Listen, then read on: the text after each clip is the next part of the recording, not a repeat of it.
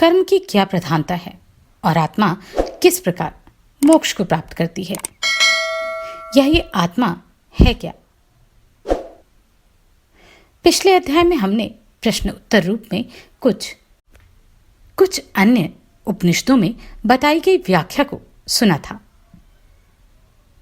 आत्मा की ईक्षण पूर्वक सृष्टि, इस अध्याय में हम इसको जानेंगे। नमस्कार, मेरी इन ऑडियो बुक्स को सराहने के लिए धन्यवाद।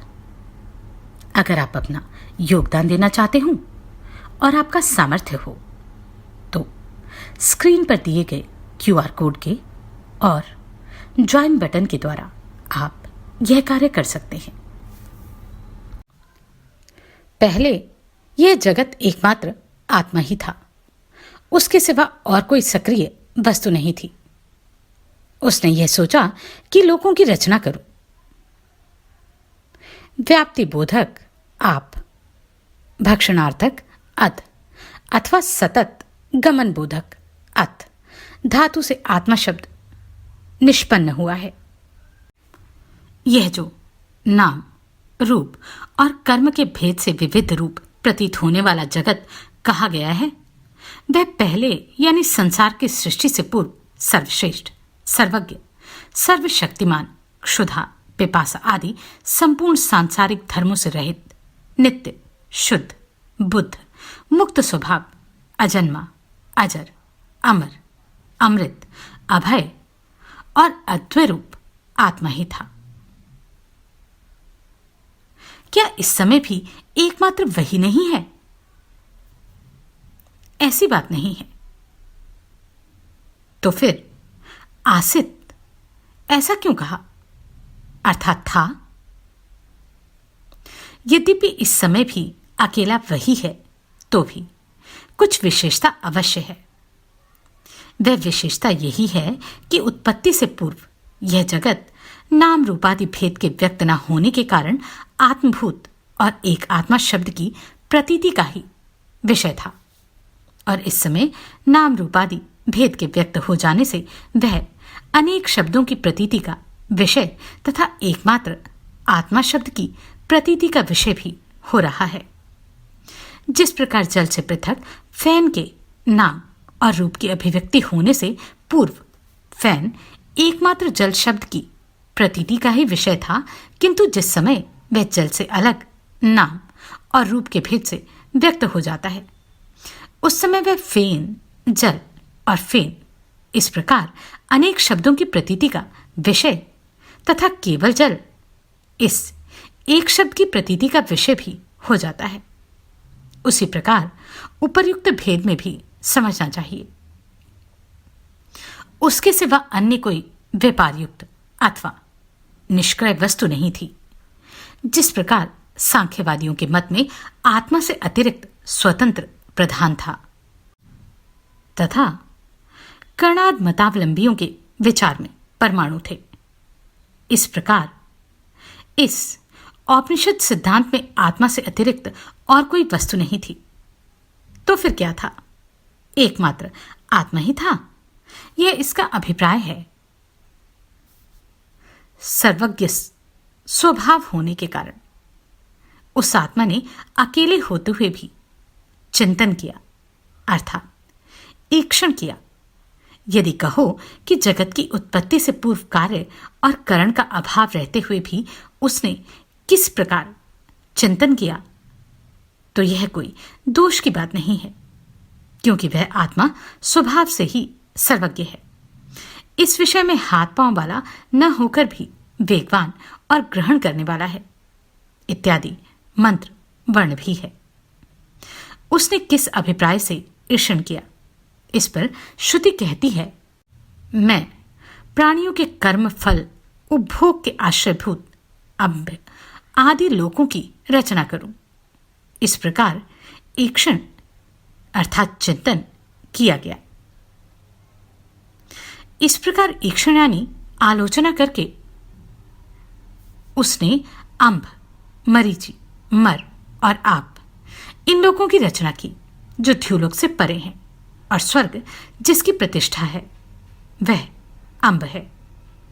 अंतरिक्ष अर्थात भूलोक मरीचि है। पृथ्वी मरलोक है और जो पृथ्वी के नीचे है वह आप है। उस आत्मा ने इन लोकों की रचना की। जिस प्रकार इस लोक में बुद्धिमान शिल्पकार आदि मैं इस प्रकार के महल आदि बनाऊं, ऐसा विचार करके उस विचार के अनंतर ही महल आदि की रचना करते हैं, उसी प्रकार उसने चिंतन करके इन लोकादि की रचना की। शिल्पकार आदि तो उन महल आदि की उपादान सामग्री से युक्त होते हैं, इसलिए वे महल आदि की रचना करते हैं, ऐसा कहना ठीक ही है। किंतु उपादान अर्थात सामग्री से रहित आत्मा किस प्रकार लोगों की रचना करता है? यह तो कोई दोष नहीं है, क्योंकि जल में व्यक्त ना हुए फेन स्थानीय अव्यकृत नाम और रूप, जो आत्मस्वरूप और एकमात्र आत्मा शब्द के ही वाक्य हैं, व्याकृत फेन स्वरूप जगत के उपादान हो सकते हैं। अतः वह सर्वज्ञ आत्मा अपने आत्मभूत नाम और रूप का उपादान स्वरूप होकर जगत की रचना करता है, इसमें कोई विरोध नहीं है। अथवा जिस प्रकार बुद्धियुक्त मायावी कोई उपादान न होने पर भी स्वयं अपने ही को अपने अन्य रूप से आकाश में चलता हुआ सब बना लेता है, उसी प्रकार वह सर्वशक्तिमान महामायावी सर्वज्ञ देव अपने ही को जगत रूप अपने अन्य स्वरूप से रच लेता है। यह बहुत युक्त ही है। ऐसा होने पर कार्य और कारण इन दोनों को असत बतलाने वालों के असदाद आदि पक्षों की प्राप्ति नहीं होती और इनका पूर्णतः निराकरण हो जाता है। उसने किन लोगों की रचना की, इस पर कहते हैं अम्ब, मरीचि, मर और आप आदि की। उसने आकाश आदि क्रम से अंड को उत्पन्न कर अम्ब आदि लोगों की रचना की। उन अम्ब आदि लोगों की श्रुति स्वयं ही व्याख्या करती है। अध, यह अम्ब शब्द से कहा जाने वाला लोक है, जो द्युलोक से परे है। वह जल मेघों को धारण करने वाला होने से अम्ब शब्द से कहा जाता है। उस अम्ब लोक का द्युलोक प्रतिष्ठा यानी आश्रय है। द्युलोक से नीचे जो अंतरिक्ष है वह मरीचि लोक है। वह एक होने पर भी अनेकों स्थान भेदों के कारण मरीचय इस प्रकार बहुवचन रूप से प्रयुक्त हुआ है, अथवा किरणों से संबंधित होने के कारण वह मरीचि कहलाता है। पृथ्वी मर है, क्योंकि इसमें प्राणी मृत्यु को प्राप्त होते हैं। जो लोग पृथ्वी से नीचे की ओर है वे आप कहलाते हैं, क्योंकि अपशब्द नीचे के लोकों में रहने वाले प्राणियों द्वारा प्राप्य होने के कारण प्राप्ति रूप अर्थ वाले आप धातु से बना हुआ है। यद्यपि सभी लोक पंचभूतमय है, तथापि अम्ब, मरीचि, मर और आप, ये लोग आप अर्थात जल की अधिकता होने के कारण आप ही कहे जाते हैं।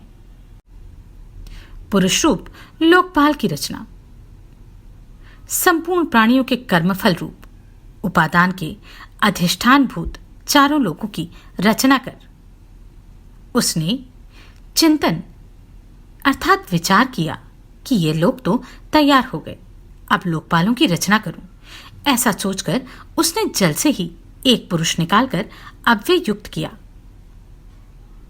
उस ईश्वर ने फिर भी ईर्षण अर्थात विचार किया, मेरे रचे हुए ये अम्ब आदि लोग बिना किसी रक्षा के नष्ट हो जाएंगे, अतः इनकी रक्षा के लिए मैं लोकपालों की, लोकों की रक्षा करने वालों की रचना करूं। ऐसा सोचकर उसने जल से जल प्रधान पंचभूतों से अर्थात जिनसे उसने अम्ब आदि लोगों की रचना की थी, उन्हीं से पुरुष यानी सिर और हाथ आदि वाले पुरुषाकार को जिस प्रकार कुम्हार पृथ्वी से मिट्टी का पिंड निकालता है, उसी प्रकार निकालकर मूर्छित किया, अर्थात अवयवों की योजना कर उसको बढ़ाया। इंद्रिय गौलोक, इंद्रिय और इंद्रियाधिष्ठाता देवताओं की उत्पत्ति। उस विराट पुरुष के उद्देश्य से ईश्वर ने संकल्प किया। उस संकल्प किए पिंड से अंडे के समान मुख उत्पन्न हुआ, मुख से वाक और वाग्नेन्द्रिय से अग्नि उत्पन्न हुआ। फिर नासिकारंध्र प्रकट हुआ, नासिकारंध्रों से प्राण हुआ और प्राण से वायु। इसी प्रकार नेत्र प्रकट हुए और नेत्रों से चक्षु इंद्रिय और चक्षु से आदित्य उत्पन्न हुआ। फिर कान उत्पन्न हुए तथा कानों से क्षोत्रेंद्रिय और क्षोत्र से दिशाएं प्रकट हुई। तदनंतर त्वचा प्रकट हुई तथा त्वचा से लोम और लोमों से औषधि एवं वनस्पतियां उत्पन्न हुई। इसी प्रकार हृदय उत्पन्न हुआ तथा हृदय से मन और मन से चंद्रमा प्रकट हुआ। फिर नाभि उत्पन्न हुई तथा नाभि से अपान और अपान से मृत्यु की अभिव्यक्ति हुई। तदनंतर शिन्न प्रकट हुआ और शिन्न से रैतस और रैतस से आप उत्पन्न हुआ। उस पुरुषकार पिंड के उद्देश्य से ईश्वर ने तप किया, अर्थात उसका अभिध्यान यानी संकल्प किया, जैसा कि जिसका तप ज्ञानमय है। इस श्रुति से सिद्ध होता है उस ईश्वर के संकल्प रूप तप से तपे हुए पिंड का मुख प्रकट हुआ, अर्थात उसमें मुखाकार छिद्र इस प्रकार उत्पन्न हो गया जैसे कि पक्षी का अंडा फट जाता है। उस छिद्रूप मुख से वाकेंद्रिय उत्पन्न हुई और उस वाक से वाणी का अधिष्ठाता लोकपाल अग्नि हुआ। इसी प्रकार नासिकारांध्र उत्पन्न हुए, उन नासिकारांध्रों से प्राण और प्राण से वायु हुआ। इस प्रकार सभी जगह इंद्रिय, गोलक इंद्रिय और उसके अधिष्ठात्रा देव ये तीनों ही क्रमशः उत्पन्न हुए। 2 नेत्र, 2 कान और त्वचा ये इंद्रिय स्थान है। हृदय अंतःकरण का अधिष्ठान है और मन अंतःकरण है। नाभि संपूर्ण प्राणों के बंधन का स्थान है। अपान वायुयुक्त होने के कारण वायु इंद्रिय अपान कहलाती है। उससे उसकी अधिष्ठात्री देवता मृत्यु उत्पन्न हुए।